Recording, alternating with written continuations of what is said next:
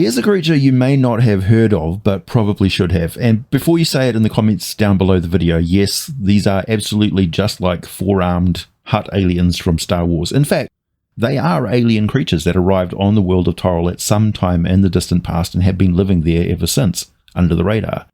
Most folks stumble across one of the totem statue shrines that they erect to the gods somewhere near a river, estuary, or the shore of a lake or the sea. These typically look like great big towering statues of winged, worm-like creatures that are holding boulders up above their heads. They may find evidence of some giant snake trail that leads from the water to some farmlands where livestock have been bludgeoned and stabbed and carried off back to the water. And the usual assumption is that it's sahuagin or kotoa or sea serpents or something else horrible from the deep.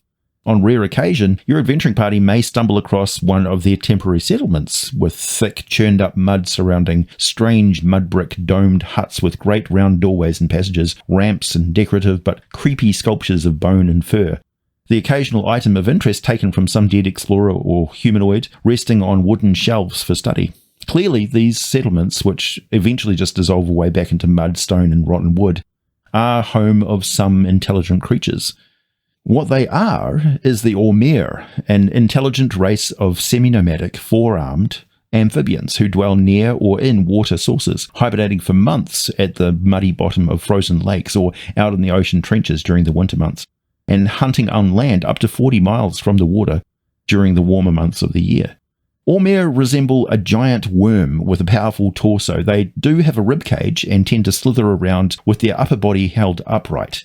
They look almost exactly like the hut aliens from Star Wars, except they have two sets of short muscular arms and that end with sharp talons, and their huge head also has a wide maw, but it has quite intimidating fangs. Ormyrr flesh is pale white, with the underside and belly being more tinged with purple hues. Their eyes are often crowned with thick bony ridges, which gives them a far more brutish, intimidating appearance than any Star Wars hut.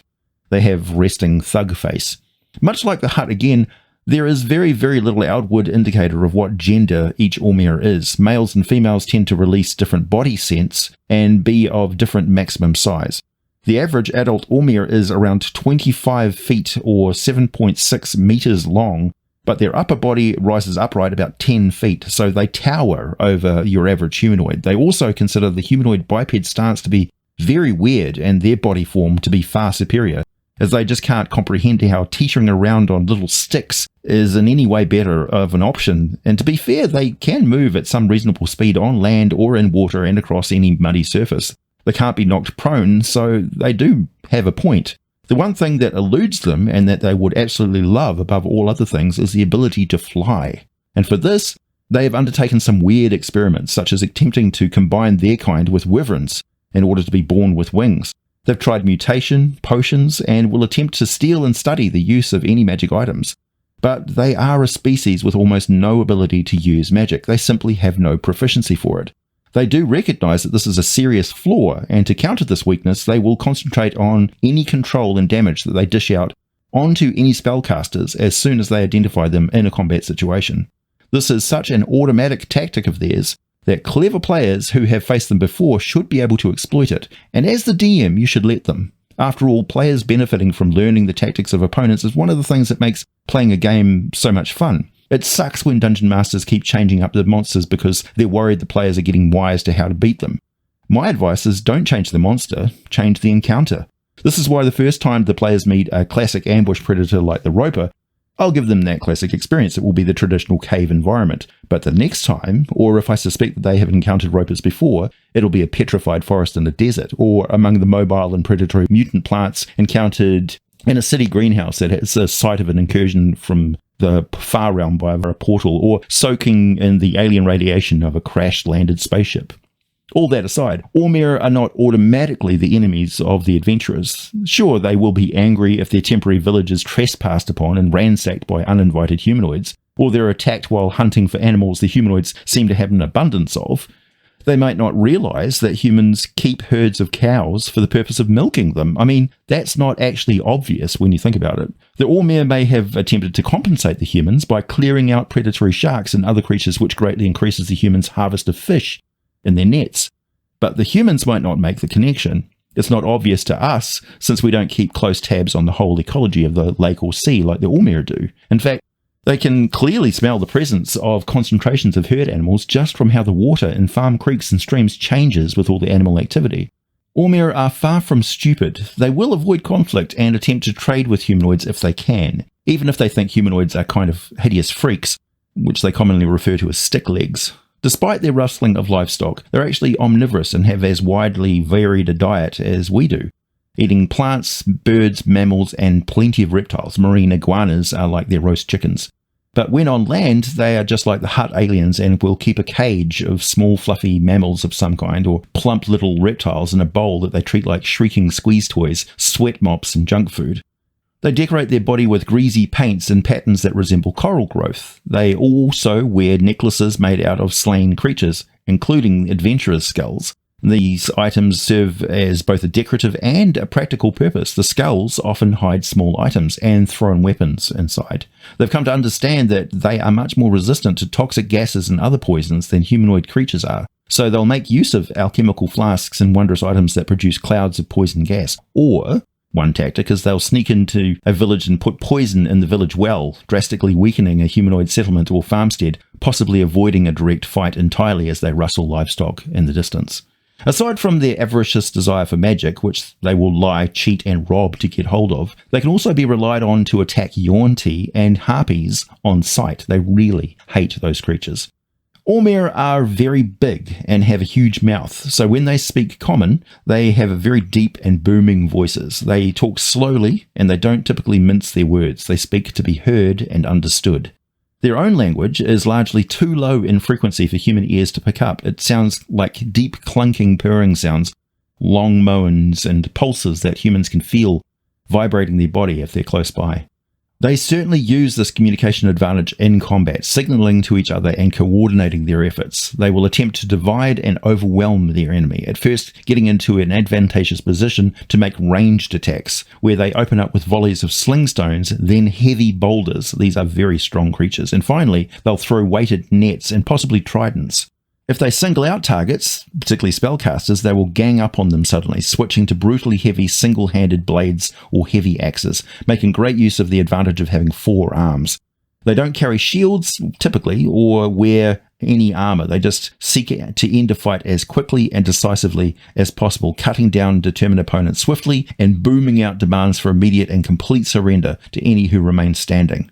I recommend forcing an intimidation check on the player characters or allied non-player characters as soon as the Ormyrr have just cut down an enemy and are bellowing that either everyone drops their weapons or they're going to butcher the lot of them.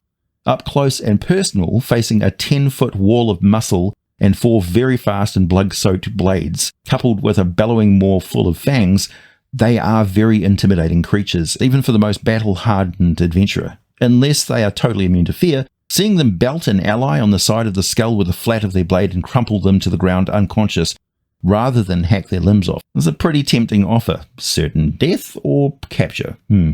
See, Ormyrr don't eat intelligent creatures. They certainly don't eat humanoids. They largely just want to be left alone to live their own lives their own way. They react violently to humanoids mainly to defend themselves. Their numbers are few, and there's only 3 known tribes of Ormyrr, the Liririldhu, the Uluothir, and the Sharpstick clan. These tribes are all found in the northern regions of Faerun. They are most likely more tribes to be found further south and possibly other locations on the planet of Toril. Those who have played the classic Pool of Radiance adventure will know of the Ormyrr, most likely facing a deadly ambush somewhere along a riverbank. The first sign of trouble is often a boulder hurled up to 40 feet, and the most powerful and experienced Ormyrr fighters will wait until the targets of their attack charge into them, then draw a pair of two-handed swords or two-handed great battle axes, attempting to land a critical hit, then use their bulk and body traits to roll over top of the enemy, crushing, constricting with their bulk and long worm-like tail. They won't wait around for a spellcaster to just lob spells at them from a distance. They will charge that spellcaster, chop them down, or at the very least attempt to pin their limbs to their constricted body so they can't cast spells. Strangely, some of the Ormyrr's obsession with magic has resulted in them converting to the worship of Mystara, the humanoid's goddess of magic. Many are pushing for their elders to accept peace and trade with the numerous and powerful humanoids, as well as the goodly aquatic races such as the Tritons and Merfolk. When conversing with an Ormyrr, they scatter some of their own language into the conversation, including the words hulu, hoi, and grebo. Their own names are short, such as Geb, Pujiet, Grom, Krov, and Retha. I suggest throwing in some of the WotC language from Star Wars.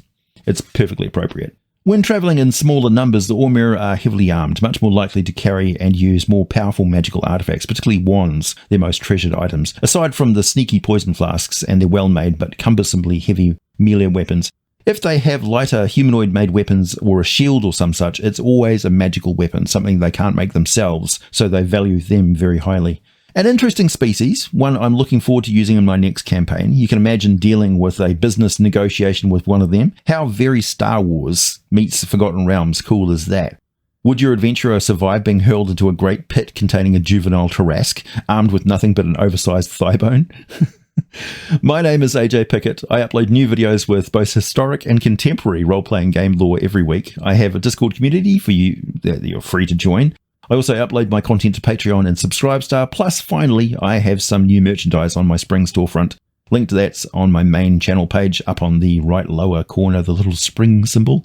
I look forward to your comments there and in the comments down below. Thanks for listening, and I'll be back with more content for you very soon.